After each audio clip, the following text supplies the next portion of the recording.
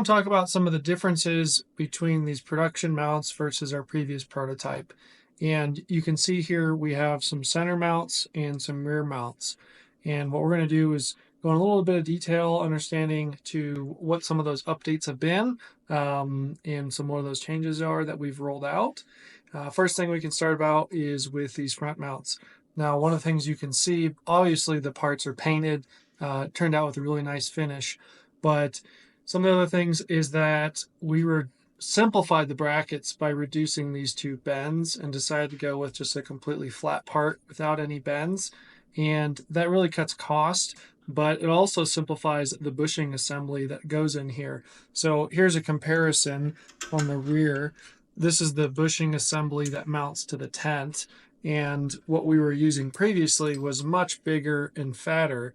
Now they're the same diameters, but we just simplified it because the tent doesn't have to drop and hang way down in order to be in plane. We can simplify this and compress the height and just be able to go just like that. The other thing that we had done is this is actually an 1/8 inch thick, which is half the thickness of this 1/4 inch thick piece of aluminum.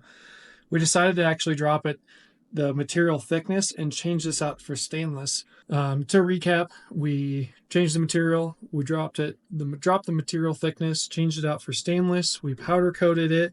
We also did a change on the hardware.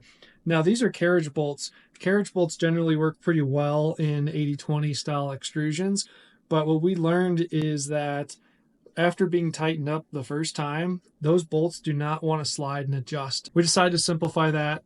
We actually changed it out for some drop-in T-nuts. So the advantage there is that you actually don't have to remove the crossbar. You can just drop in the T-nuts and then install the bracket. We also learned that a rubber pad glued onto a piece of metal works pretty well, but there's a lot of shear force that's going on here. So one of the things we did to try and counter that is actually use this bolt assembly to our advantage. So the rubber pad is one, glued down, and two, it actually is encapsulated by a spacer that's inside of here and a fender washer. And that's keeping the pad down and in place and keeping it from peeling off or sliding out of the way. So those are some of the big changes that we've done here. We're going to move on to the back and talk about the back next. So here's a side-by-side comparison of the rear mounts. Now, first thing out of the gate, like I said earlier, we powder coated them. They were pretty happy with the finish. We did make some changes with the hardware. So in the previous prototype, we're actually using shoulder bolts here. The only thing we didn't really like about this is it's hard to see, but the length of this that sticks way down. And then also the head of this sticks up quite a bit too. So we actually changed them out. These are a barrel nut and a screw. And we like that because it's such a slim, lower profile set of hardware. And that's enabled us to actually bring the handle up higher so it's not hanging so low. Also, there's just less material hanging down below the crossbar. With this setup, it's probably less than 1/2 inch hanging below the bottom of the crossbar. And we know in some Broncos and some of the other like soft top roof racks, there's not much clearance below the crossbar. Some of the differences is that we actually did a double shear setup for this linkage here. So if you can look at this one, it's just a single 1/4 inch piece of aluminum. These parts are actually stainless steel. And the nice part about doing the double shear is that the linkages just have less play in them. So the other thing, and it's really hard to see just from eyesight, but we actually reduced the height. So from this setup, we're actually at a 1/2 inch rise, and that's because we have a 1/4 inch aluminum with a 1/4 inch thick piece of rubber stacked on top of it. We dropped of an 1/8 inch by going from a 1/8 inch thick piece of stainless steel with a 1/4 inch thick rubber pad. So the combined height is 3/8 or 0.38. Now, some of the other things that we learned with the lock assembly itself is that the lock needed to be back here compared to, say, this position. We shortened this length here, and the reason being is that our lock housing was at the very end of our extrusion here, and because of that, we had to push the crossbar as far forward, or at least this far forward, to be able to catch the lock housing on the very end of the tent. We didn't really like that because our support for this roof rack is right here.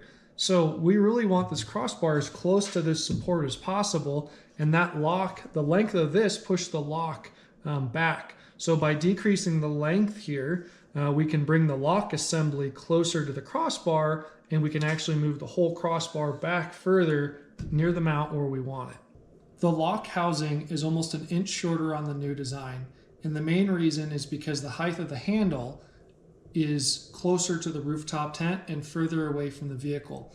And that's derived from the bracket being flat versus having the double bend. In addition, the hardware change that we did here, these are lower profile so that we can actually suck the handle up higher. We like this change because on the original one, the corner of this bracket sat only about 1/4 or 3/8 inch above the vehicle roof, and I was concerned that it would actually come down and contact the roof when it was bouncing. We also changed a single bolt versus a double bolt. We thought the double bolt would be a nice security feature just to make it that much more secure, as well as being able to lock in the mount so it doesn't try and rotate and free that handle. What we found is that second inside bolt was really hard and difficult to assemble, so we decided to just simplify it and drop that second bolt hole. The last and final change we're going to talk about today is the removable handle. Now, we increased the length of the removable handle about 3 to 4 inches. We also increased the hole diameter on the end of the attachment, and that makes just for a little bit easier installation.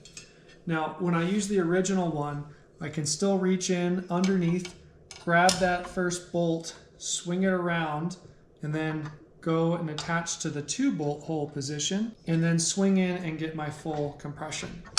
Very similar story for the new iteration. This one I could just feels a little bit more sturdy. I could reach in here, snap into that first bolt, then go around, clip into both of the bolts, and clip it in. I do feel like the additional length and width of this second handle makes for a little bit better user experience than what we had before, but this is a much better improvement from the tube that we were using the very first iteration.